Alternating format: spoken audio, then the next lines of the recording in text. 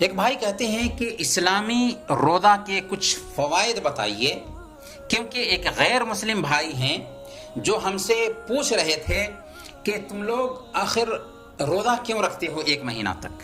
دیکھیں، اسلامی روزہ دوسرے تمام مذاہب کے روزوں سے بالکل الگ تھلگ ہے۔ اسلام میں روزہ صرف ایک اللہ کے لیے رکھا جاتا ہے۔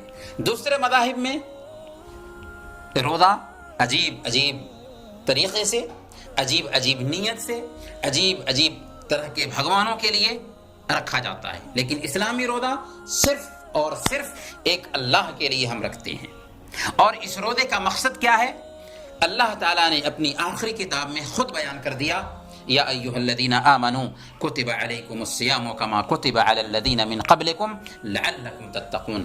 اے ایمان والو، تم پر روزے فرض کیے گئے ہیں جس طرح تم سے پہلے لوگوں پر روزے فرض کیے گئے تھے۔ مقصد کیا ہے؟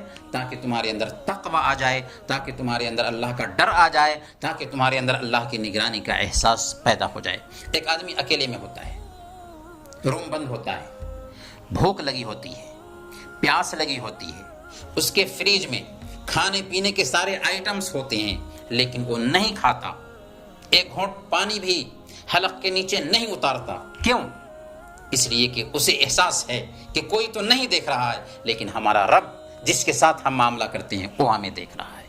یہ ہے روزے کا، اسلامی روزے کا اصل مقصد۔ لیکن جب ہم اسلامی طریقے سے روزہ رکھتے ہیں تو عجیب طریقے سے اس کے ہمیں جسمانی فائدے بھی ملتے ہیں۔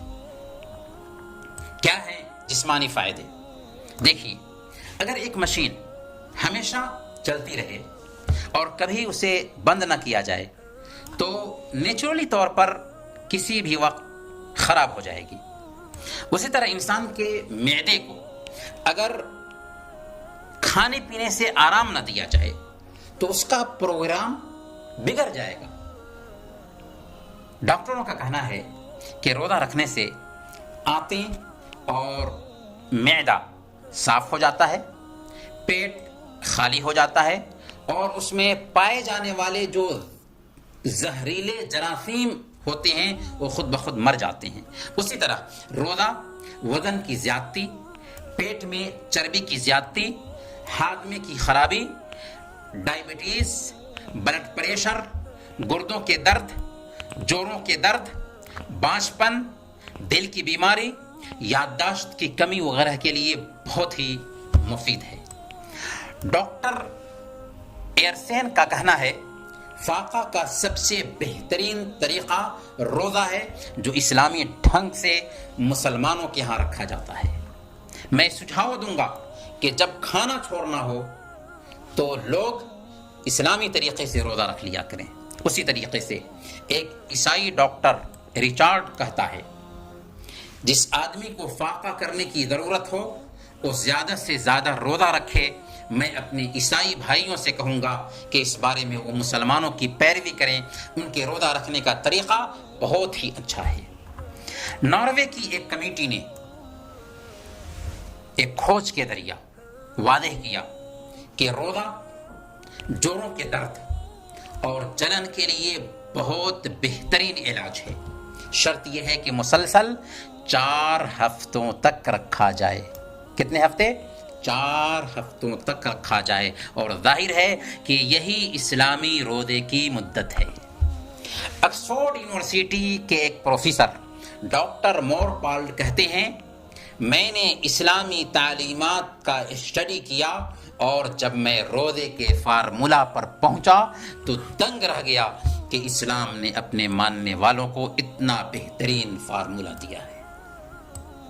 اگر اسلام اپنے ماننے والوں کو اور کچھ نہ دیتا تو صرف روزہ کا یہ فارمولہ ان کے لیے کافی تھا۔ مطلب یہ کہ روزہ ایک اہم عبادت ہونے کے ساتھ ساتھ بہترین جسمانی ورزش بھی ہے۔ روزہ سے یادداشت بھی مضبوط ہوتی ہے۔ ڈاکٹر امیہ لہود کہتی ہیں کچھ اسٹوڈنٹس پر روزے کا تجربہ کیا گیا تو یہ ثابت ہوا کہ کچھ دیر کے لیے روزہ رکھنا اسٹوڈنٹس کی یادداشت میں اضافہ کرتا ہے اور انہیں ایسا اسٹوڈنٹ بناتا ہے جو اپنے سبق کو سمجھنے اور یاد کرنے کی زیادہ صلاحیت اور طاقت رکھتے ہیں۔ یہ تو روزہ کے جسمانی فائدے ہوئے، روزہ کے اخلاقی فائدے بھی ہیں، روزہ کے سماجی فائدے بھی ہیں۔ روزہ ایک انسان کو اعلیٰ کردار اور اچھے اخلاق کا حامل بناتا ہے اور برے کردار اور کیریکٹر سے نجات دلاتا ہے۔ روزہ سے ایک آدمی میں صبر پیدا ہوتا ہے، اطاعت پر صبر کرنا روزہ سکھاتا ہے، گناہوں پر صبر کرنا یعنی گناہوں سے بچنے پر صبر کرنا روزہ سکھاتا ہے، اللہ کے فیصلے اور تقدیر پر صبر کرنا روزہ سکھاتا ہے، اور اس روزے سے ارادے میں عجیب طریقے سے پختگی آتی ہے۔ روزہ شہوت پر کنٹرول رکھنا سکھاتا ہے، کیونکہ جب پیٹ بھرا ہوتا ہے تو شہوت جاگتی ہے اور شیطان اسی راستے سے ایک انسان کو گمراہ کرتا ہے، لیکن جب پیٹ خالی ہوتا ہے تو شہوت کم پڑ جاتی ہے اور خواہشات پہ کنٹرول رکھنا آسان ہو جاتا ہے۔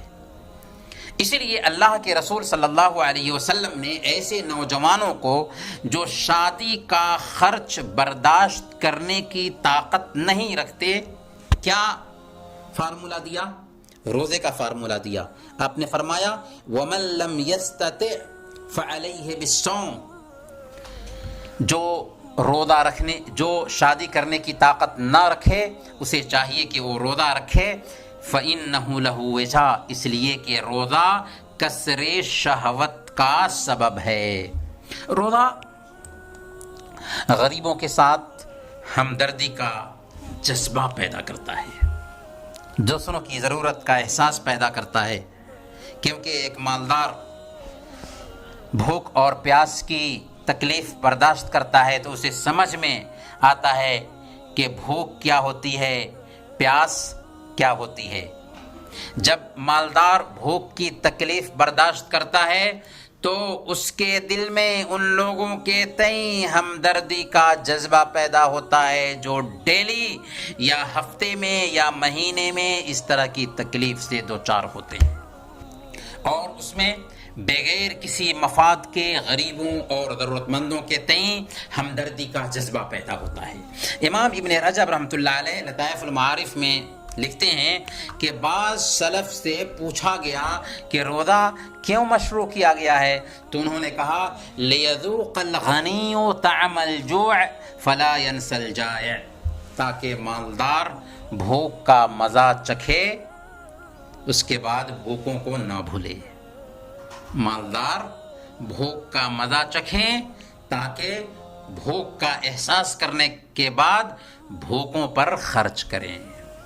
پھر مالدار اور غریب میں عجیب طریقے سے جب وہ غریبوں کی مدد کرتے ہیں تو آپس میں محبت پیدا ہوتی ہے اور سماج دشمنی، نفرت اور خود غرضی جیسی بیماری سے پاک ہو جاتا ہے، کیونکہ عام طور پر غریبوں کی مدد نہ ہونے کی وجہ سے چوری ہوتی ہے، ڈکیتی ہوتی ہے اور سماج میں جرائم پنپتے ہیں۔